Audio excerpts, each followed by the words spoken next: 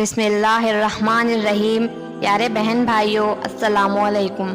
بنی اسرائیل ایک ایسی قوم گزری ہے کہ جس پر اللہ رب العزت نے بے شمار انبیاء کرام علیہم السلام بھیجے، مگر یہ قوم راہ راست پر نہیں آئی اور اللہ رب العزت کی نافرمانیوں میں مشغول رہی۔ اللہ رب العزت نے بنی اسرائیل پر بے شمار انعامات کی برسات بھی فرمائی۔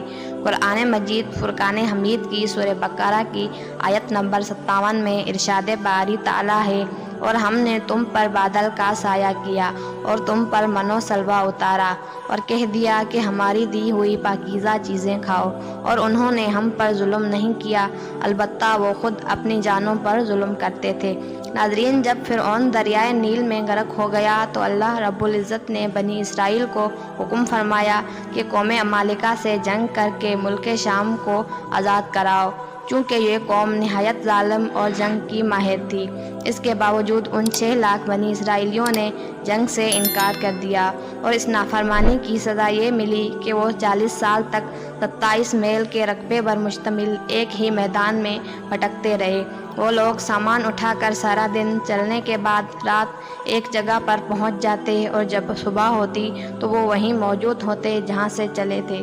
اس جگہ کو میدان طیہ یعنی بھٹکتے پھرنے کی جگہ کہا جاتا ہے۔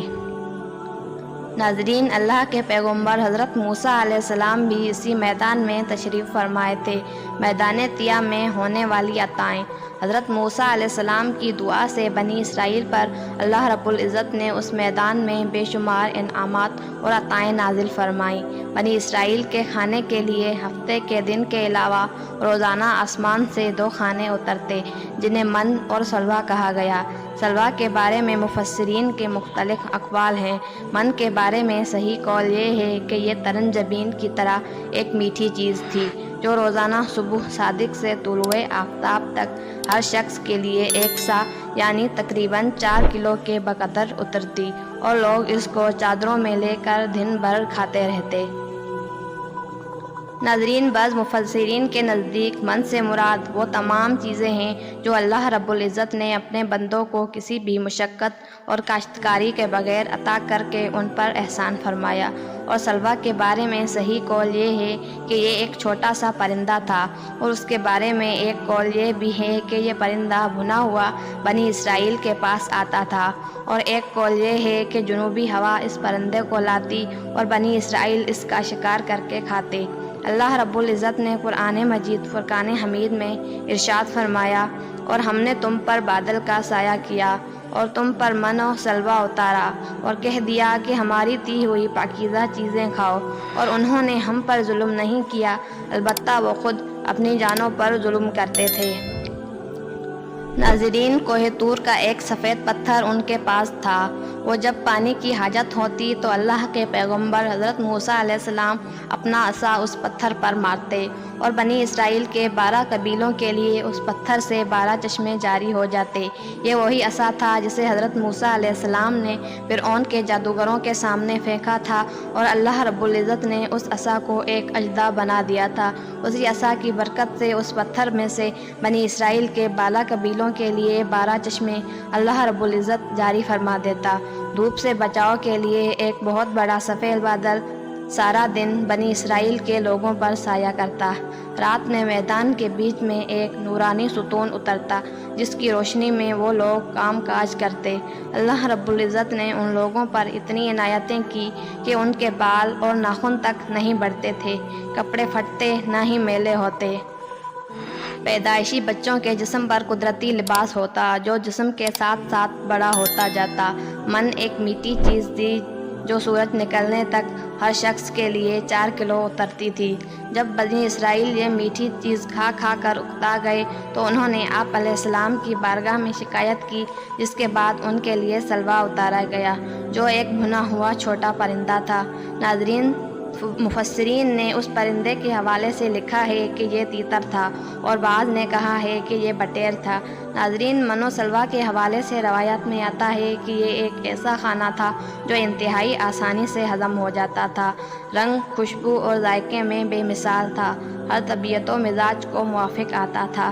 پھر اللہ رب العزت نے بنی اسرائیل کو نافرمانی کی سزا دی، چونکہ حضرت موسیٰ علیہ السلام کا حکم تھا کہ کھانا روز کا روز کھا لیا جائے سوائے جمعہ کے، کل کے لیے بچا کر نہ رکھا جائے کہ ہفتے کو منہ سلوا نہیں اترتا تھا۔ مگر بعض ضعیف الاعتقاد لوگوں کو یہ ڈر لگنے لگا کہ اگر کسی دن منو سلوا نہ اترا تو ہم لوگ اس بے آب و گیا چٹیل میدان میں بھوکے مر جائیں گے، چنانچہ ان لوگوں نے کچھ چھپا کر کل کے لیے رکھ لیا۔ تو نبی کریم صلی اللہ علیہ وسلم نے اس حوالے سے بڑی تفصیل سے بیان فرمایا کہ اللہ کے پیغمبر حضرت موسیٰ علیہ السلام کی اس قوم کی نافرمانی سے ایسی نحوست پھیل گئی کہ جو کچھ لوگوں نے کل کے لیے جمع کیا تھا وہ سب سڑ گیا اور آئندہ کے لیے اس کا اترنا بند ہو گیا۔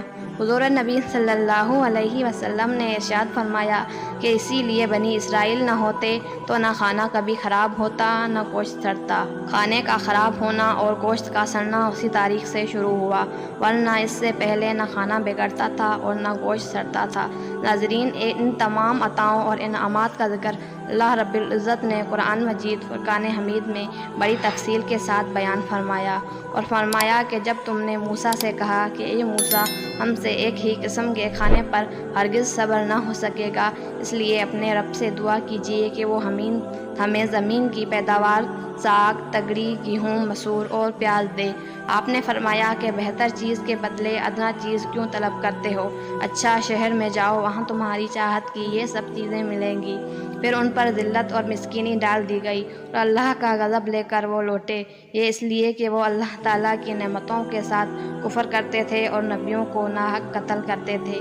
یہ ان کی نافرمانیوں اور زیادتیوں کا نتیجہ ہے۔